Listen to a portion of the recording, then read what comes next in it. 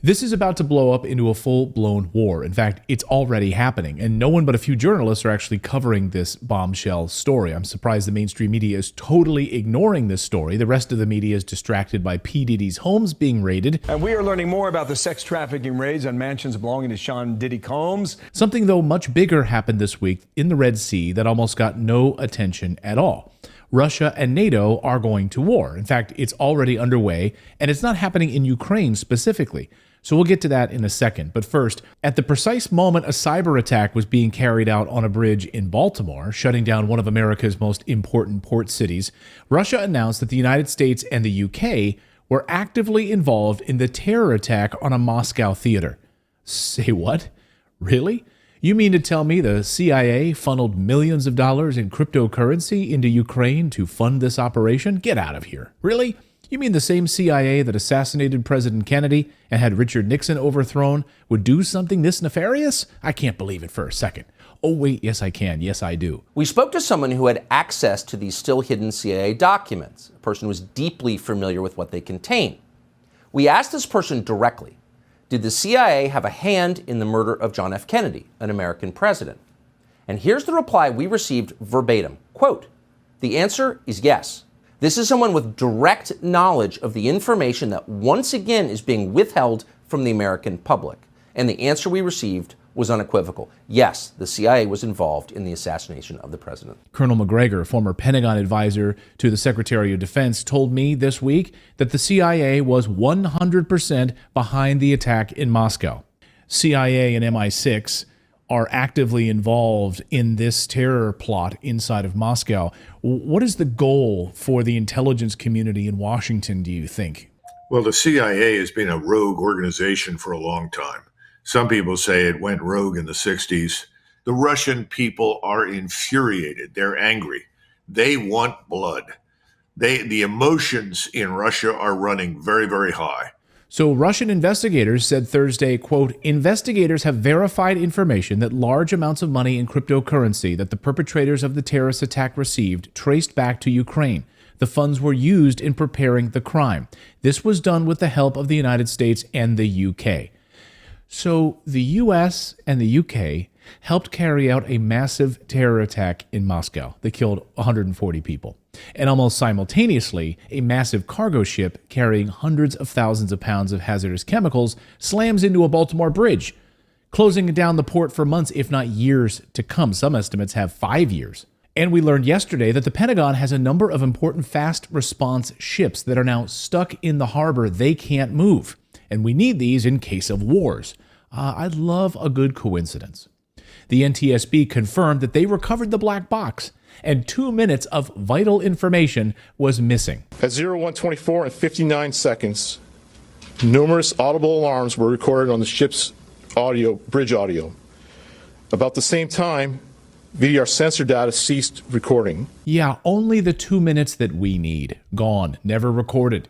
Journalist Laura Logan says her sources in the Biden intel agencies have confirmed this was a cyber terror attack. Why are you coming to the mic telling the country that it's not terrorism when your own intelligence agencies are telling you it is?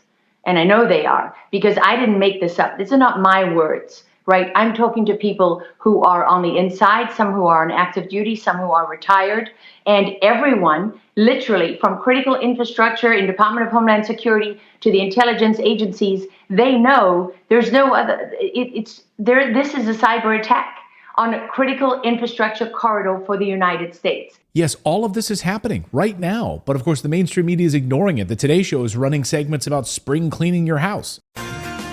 We're back 8:13 with today's spring cleanup. Yes, shit is hitting the fan, and they can't hide it anymore. We are at war, and nowhere is that more apparent, of course, than the Red Sea, between Russia and France. Russia threatening France that if you send troops to Ukraine as you're planning to do, this will bring death and destruction to France. Their words, not mine.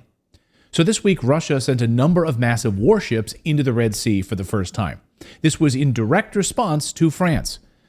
If you want to watch, by the way, how a desperate, failing country drags the rest of us into World War III, look no further than France. President Macron, over the past few weeks, has grown desperate to save France, threatening Russia. Why is he doing this? What's going on here? Well, let's look at Africa and a story that no one is covering. France once owned Africa for generations. France controlled and exploited the vast natural resources of African countries. France is only able to exist as a modern superpower if they're able to plunder uranium, lithium, gold, silver, tin, and all sorts of precious minerals from Africa. If they can't plunder it, then they are finished. More than any other country in the world, France depends on uranium to power their nuclear power plants. Almost 70% of their power comes from nuclear. And all of their uranium is plundered from Niger in Africa. A few years ago, the cracks started to emerge. Coups across former French colonies broke out, most recently Niger, Congo, and more, saying we're done with France and the puppet governments that you've installed in our countries that rape our country and send cheap minerals to France.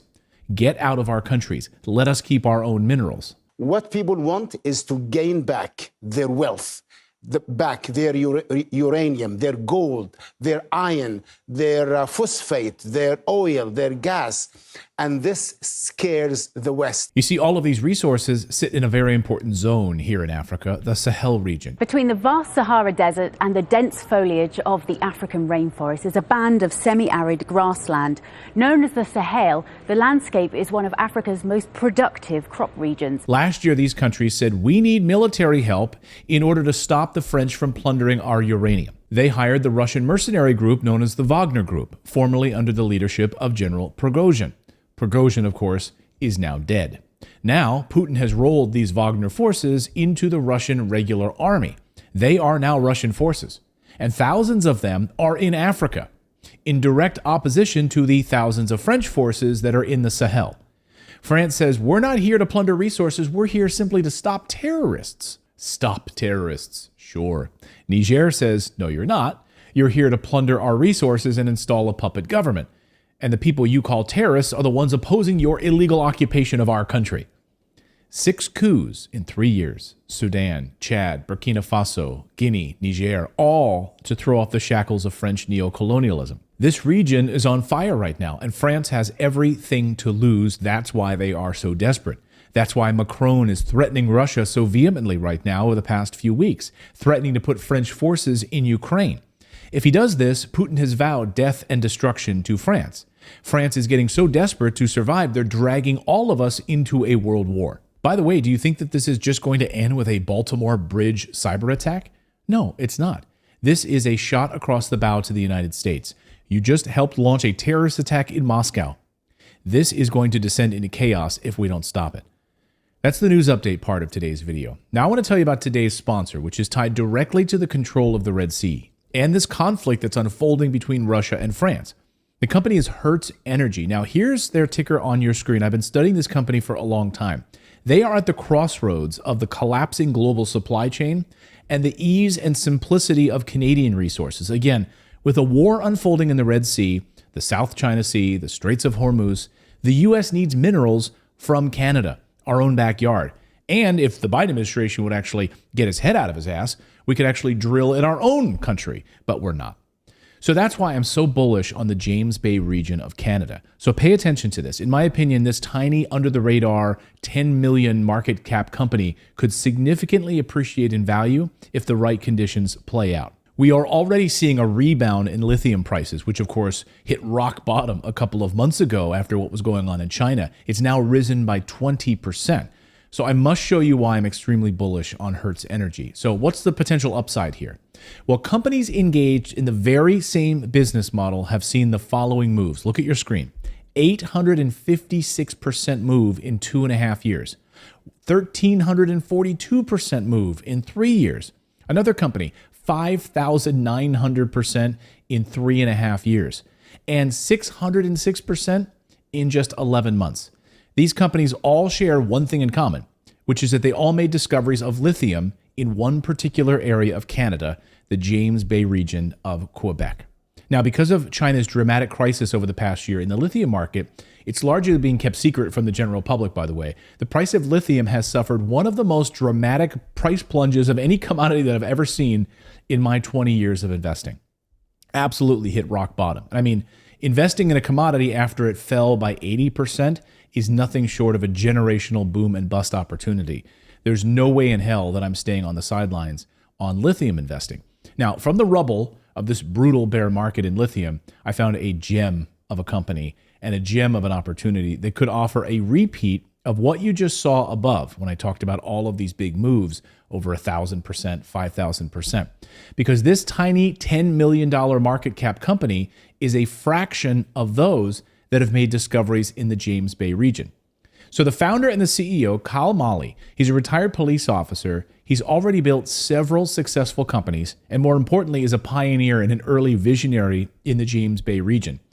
Now, so I've studied this company for many months, and this is my number one lithium stock for 2024. There's no other company like this, in my opinion. And I have never seen any early stage company delve into the type of business model that I'm about to show you. So pay attention to this. So what Kyle Molley has done, the CEO, he's done this twice before. He's identified universities that have developed a technology, and then he swoops in and then he buys the rights to those pre-market technologies. They haven't hit the market yet. The first time he did this was with a weapons detection application, and the stock surged from 7 cents a share to $4 per share. That's a more than 50 times return for early investors. Now with Hertz Energy, he's done it again. He's secured the worldwide distribution rights for a patent-pending innovative extraction technology for hard rock lithium that Penn State University was developing. He got in contact with Penn State, he knew what they were working on, and he was able to swoop in and secure the rights to it. So the idea is to dramatically lower the cost of extracting the lithium component from the rock. And you're among the first in the world to even know about this. And right now, the share price of this company is so stinking cheap. As of this recording, it's trading for just 11 cents a share, incredibly cheap. And I believe the whole lithium market is trading at a huge discount right now. Again, about 80% off of its high. So just think of everything I just told you today. Number one, Hertz Energy owns 2 highly prospective lithium properties in the James Bay region of Quebec, where discoveries worth billions of dollars have been made in the past 3 years, and where the government of Canada is building massive infrastructure for this industry, managed by Kyle Molley's team, which has already been involved in the biggest discovery in the entire region. Number 2, they just announced the acquisition of a historically demonstrated uranium project that has the district scale potential that makes this company a diversified energy play. And number 3, a patent-pending innovative extraction technology being developed in tandem with Penn State University that is being developed to a pilot plant stage and could be a company maker itself if it proves commercial. Again, a game changer. So guys, do your own due diligence on this company. Again, here is their ticker on your screen. I'll have linked up in the description below their website. I want you to go there and take a look at their latest projects on lithium. Take a look at this extraction technology that I was talking about with Penn State University. It's a game changer. And also look at the new developments that they've been working on in the James Bay region so you can see how vital it is for the United States and for Canada right now. And let's just cross our fingers too that NATO and France don't completely destroy what's left of our global supply. And we'll see you next time, everyone.